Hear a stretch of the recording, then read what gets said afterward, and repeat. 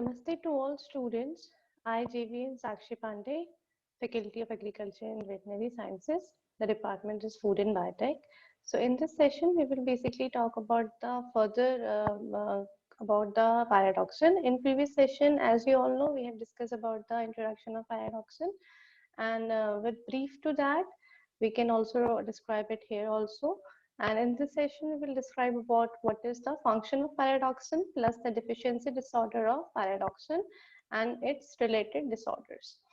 Okay, so pyridoxine, as we have talked about earlier also, it is a water-soluble vitamin. It is a pyridoxine derivatives and it is related to three basic compounds. The first is your pyridoxine, that is alcohol containing compound. The second is pyridoxine, that is aldehyde containing compound. The third is pyridoxine amine, that is amine containing compound. Okay, and the active form or the coenzyme form of pyridoxine is PLP. What is PLP? It is pyridoxine phosphate. Okay, so this is the coenzyme form of pyridoxine and basically act in that form only, and it is also known as an active form of pyridoxine. So pyridoxine amine, when we talk about it, is mostly present in your plants. The second is your pyridoxine, and pyridoxine is basically present in your animal food. And both of these can be converted into pyridoxine and by the help of pyridoxal kinase. Okay, so this conversion takes place when pyridoxine is contained pyridoxal and pyridoxinamine. Then with the help of pyridoxal kinase, that is a basic enzyme which is convert pyridoxal to pyridoxal phosphate and pyridoxinamine to pyridoxalamine phosphate. Okay, so this two of these compounds bring together to make one compound, that is 4-paradoxic acid. Okay, so this is the major compound of your pyridoxine. Then the metabolism we have discussed. The metabolism of pyridoxine is what? Like when you take pyridoxine in your diet, how it absorb, how it transport, and how it store, and last one, how it excrete. Okay, so these are the basic phases of your metabolism. When we talk about the absorption is what? Like the how much amount pyridoxine you have contained in your food and how much pyridoxine amount is absorbed in your body. So basically the absorption part takes place in jejunum is what? It is your small intestine part. By the help of passive diffusion is basically a method, a concentration gradient. Okay, so by the help of this method, jejunum is basically absorb your pyridoxine. In mucosal cell is basically present in your stomach. All the pyridoxine are converted into pyridoxine. Okay, so it means the alcohol containing pyridoxine is converted into aldehyde containing pyridoxine, that is pyridoxal. The second phase is your transport phase. In transport phase, we have talked about the transport. The transportation takes place in a circulation bound to albumin. Okay. Then the third phase is your storage phase. In storage phase is basically it is stored in a tissue as it coenzyme form, that is PLP. Okay. So its storage form is PLP, that is its coenzyme form also, which is pyridoxal phosphate. Okay, and it is mainly stored in your liver, brain, kidney, and muscle. Then the excretion, when we talk about the last phase of metabolism, that is excretion. So the excretion is basically done by urine in the form of 4-paradoxic acid. Okay, so this is the metabolism part of your pyridoxine. Now the biochemical function of pyridoxine. So when we talk about the function, so PLP, that is your pyridoxal phosphate, is a coenzyme of vitamin B6, that is pyridoxine, and it is attached to amine group of lysine. Okay, lysine is what? It is an essential amino acid. Okay, so PLP associated with amino acid metabolism. That's why we have talked about lysine in this function. So PLP involved in some phases. Okay, the first phase is your transamination. Second is decarboxylation. Third is deamination.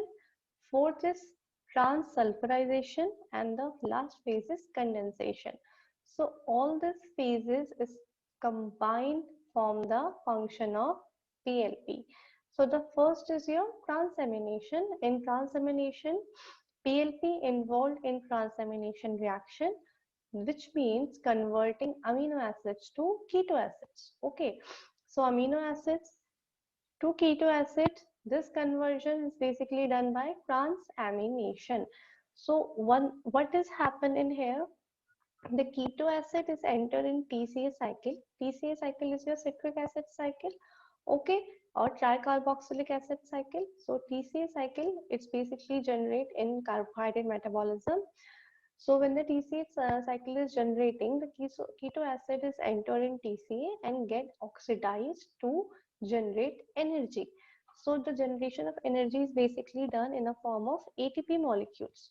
So during transamination, PLP interact with amino acids to form cis base, and the amino group is handed over PLP to form pyridoxine phosphate, and keto acid is liberated. Okay, so in this form, the transamination reaction is generally occur. The second one is decarboxylation. Alpha amino acids undergo decarboxylation to form respective amines. The reaction is carried out by decarboxylase, which require PLP. Okay, so in this method or in this phase, what happened that the alpha amino acid is undergo decarboxylation to form their respective amines. Okay, so reaction is basically done by decarboxylase, which require PLP. The third major important point in this reaction is serotonin produced from tryptophan. So what is serotonin? Serotonin is a type of neurotransmitter and it is produced by tryptophan. Tryptophan is what? Tryptophan is a amino acid, that is aromatic amino acid. So by the help of tryptophan, serotonin is produced and it is very important for generating the nerve impulses. Okay, it also regulates your sleep, your behavior, and your blood pressure. Okay, then the last point is histamine. Histamine is a vasodilator which lowers the blood pressure, and it also secretes or stimulate your gastric HCl, that is hydrochloric acid secretion, and involved in an inflammation and allergic reaction. The synthesis of dopamine, norepinephrine, and epinephrine. These are also your neurotransmitter from tyrosine. It also require PLP. Okay, so PLP, that is for your pyridoxal phosphate, is also helps tyrosine. Tyrosine is also a type of amino acid.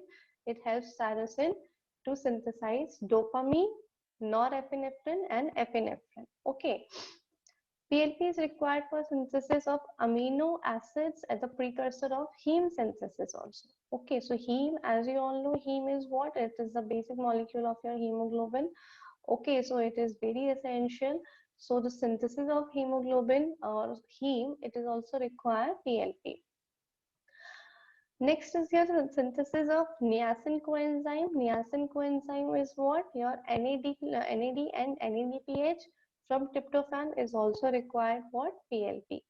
Okay, so and PLP also play important role in metabolism of sulfur containing amino acids. Okay, so in third phase we have talked about transsulfurization.